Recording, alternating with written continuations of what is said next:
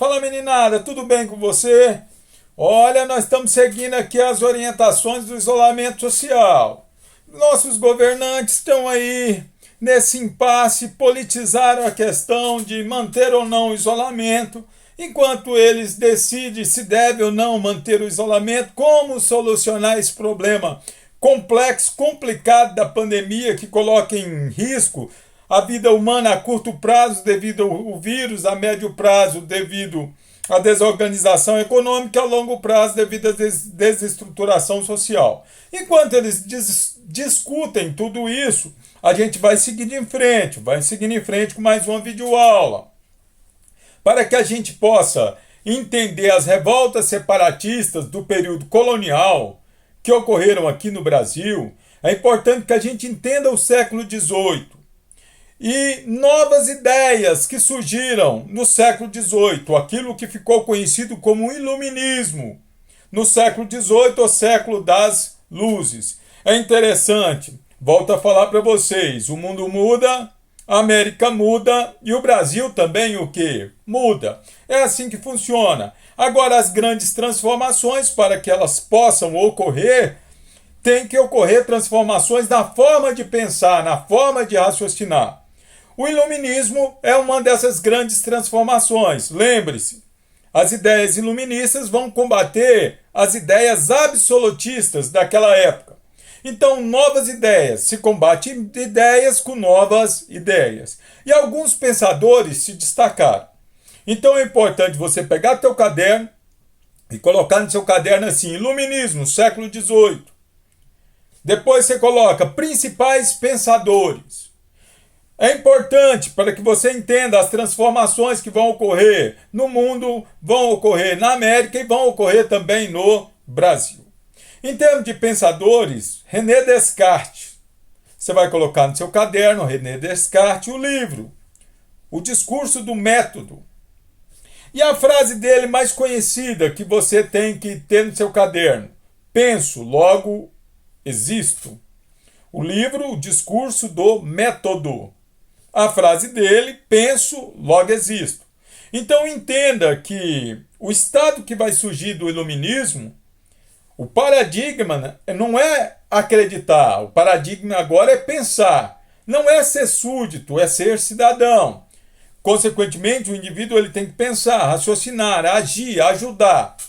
É uma nova forma de se comportar socialmente, com razão, com método, com raciocínio. Então, consequentemente, é importante a visão desse pensador. Outro grande pensador que nos interessa é John Locke. John Locke, o livro Segundo Tratado do Governo Civil. Segundo Tratado do Governo Civil. Para ele, a vida, a liberdade, a propriedade são direitos naturais dos seres humanos. E o ser humano ele tem que resistir à opressão.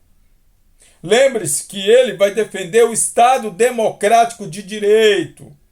Ao invés de um Estado absolutista, o Estado democrático de direito. Uma nova forma de organização política. Ideias combatendo ideias. Outro pensador que tem que estar no seu caderno, o Barão de Montesquieu.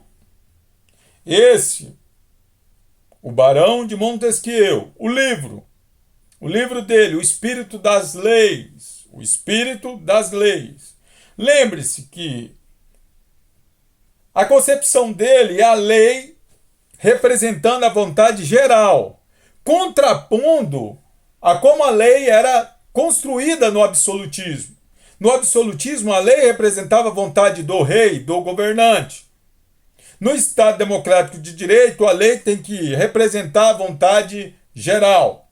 A vontade geral. Ele também vai defender a tripartição dos poderes. A tripartição dos poderes, a criação do poder executivo, legislativo e judiciário. Para ele, só o poder detém o poder. É importante para esse novo Estado, essa nova mentalidade que está surgindo, contrapondo ao Estado absolutista. Um outro pensador interessante é Voltaire, que é importante você ter no seu caderno.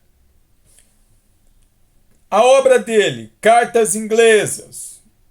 A importância dele para nós, ele vai defender a liberdade de expressão. que é fundamental para esse novo Estado que está surgindo.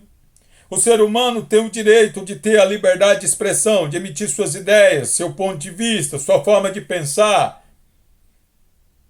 É interessante. Outro pensador, Jean-Jacques Rousseau. Jean-Jacques Rousseau. O livro dele, O Contrato Social. Esse foi um crítico da burguesia. Ele criticava a propriedade privada. Para ele, é a fonte dos males. Mas o que nos interessa para essa nova mentalidade que vai surgir, que vai influenciar, inclusive aqui o Brasil? O que nos interessa no pensamento dele é a forma de o governante chegar no poder. Lembre-se que no absolutista, o governante chegava no poder por via hereditária, passando de pai para filho, de pai para filho. Para Rousseau, a forma correta do governante chegar no poder é através do sufrágio universal. Então ele tem que chegar no poder através do voto. Do voto. Um homem, um voto. Um homem, um voto. E o que a maioria decidir é considerado justo. Considerado justo a decisão da maioria. Outro pensador importantíssimo para você entender as transformações que vão ocorrer no mundo e no Brasil é Adam Smith. Adam Smith. O livro dele, A Riqueza das Nações. A Riqueza das Nações. Lembrando que Adam Smith foi considerado o pai do liberalismo econômico. Para ele, o homem era livre para produzir e comercializar sem a intervenção do Estado na economia. O homem deveria produzir e comercializar sem a intervenção do Estado na economia. Para ele, a riqueza de uma nação está em sua capacidade de produção. O pensamento dele estimula a Revolução Industrial. Lembre-se que o pensamento de Adam Smith vai chocar com a política econômica da época. A política econômica daquela época era o mercantilismo, uma política econômica intervencionista que defende o Estado forte, as monarquias nacionais absolutistas fortes. O pensamento dele agora é liberal, o Estado saindo da economia. Então perceba que é um conjunto de novas ideias. Nós fizemos um resumo rapidamente, muito rápido, desses pensadores, citando a sua obra, parte daquilo que eles escreveram, tudo isso porque nós estamos dentro de um contexto de história do Brasil. Então, consequentemente, é um resumo para que você entenda as transformações que vão vir na história do Brasil. Geralmente, na história geral, essa parte é estudada com mais profundidade, cada um desses pensadores. Na história do Brasil, a gente tem que citá-lo para que você entenda. Porque esse conjunto de ideias, o iluminismo, vai trazer consequências. Consequências importantes. As consequências do iluminismo para o mundo, foi a chamada Era das Revoluções. 3 grandes revoluções abalaram o planeta Terra. A independência dos Estados Unidos, a Revolução Francesa e a Revolução Industrial. Lembre-se que os Estados Unidos eram uma colônia. Se os Estados Unidos, sendo colônia, conseguiu sua independência, se uma conseguiu, as outras também podem tentar.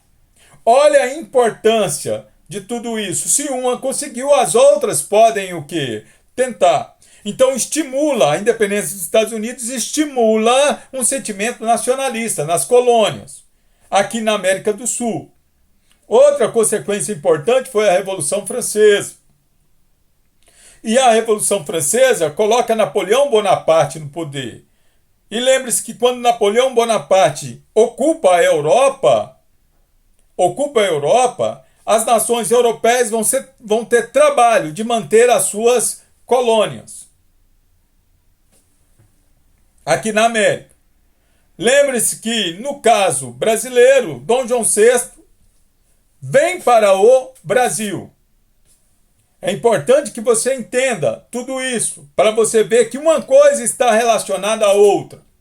O mundo muda, a América muda e o Brasil também o quê? Muda. E a Revolução Industrial para a Revolução Industrial, não é interessante manter nem colônias e nem escravos. Países independentes podem fazer acordos comerciais diretos que favoreçam as nações industrializadas. E o escravo, ele não é mercado consumidor.